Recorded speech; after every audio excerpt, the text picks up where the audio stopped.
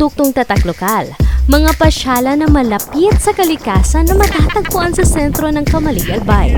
At gaano nga ba kahalaga ang pagkakaroon ng DOT-accredited tourist guide sa ating pamamasyal? Sa pagpapatuloy yan ng ating International Tourist Guides Day Celebration episode. Daragang magayon, you're always on my mind. You're one of a kind, just like Vulcan Mayon, yeah. Daragang magayon, I will never stop, and I won't give up until you're mine, yeah.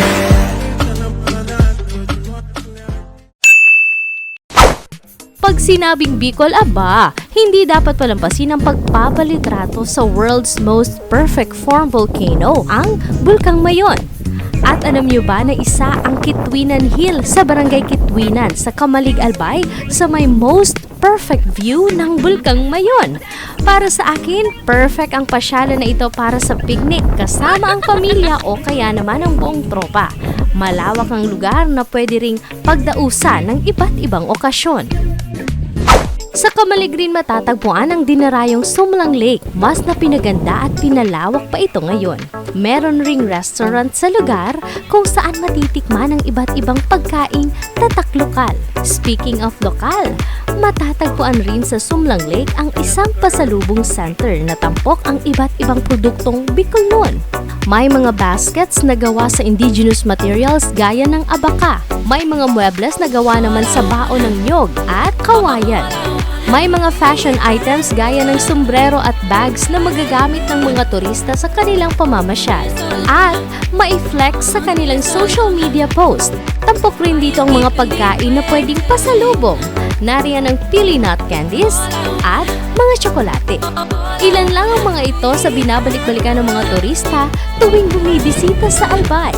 Mga taga Bulacan kami kasi nabalitaan namin sa pamangkin namin na napakaganda daw ng lugar na ito. Kaya sinubukan namin puntahan. Ngayon, siyang-siya kami. Para hassle-free sa pamamasyal, mahalaga na may kasama tayong tourist guide na accredited ng Department of Tourism.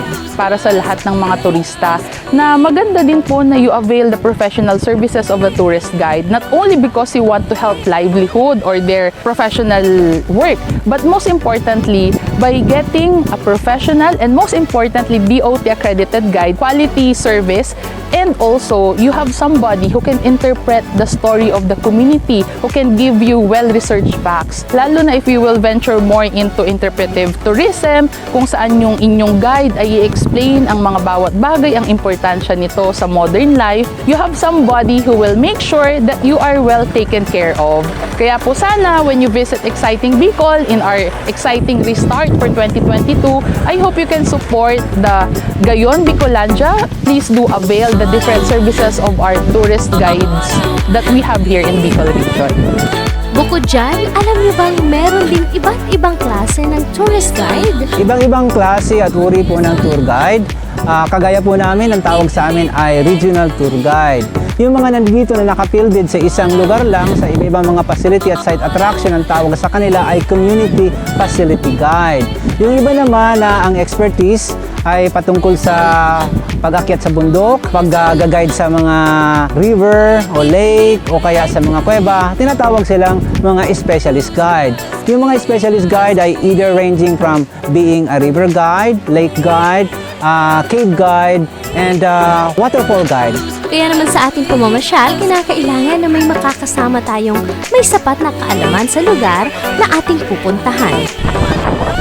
Sana ay nag-enjoy kayo sa ating pamamasyal sa Albay ngayong International Tourist Guides Day.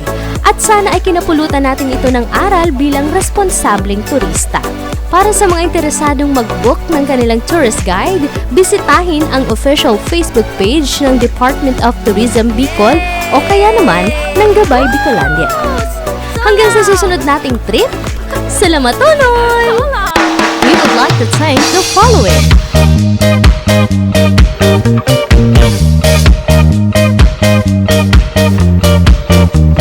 Ikas akong pangiturugan, dahil ka malinguan kung kang mamibitan.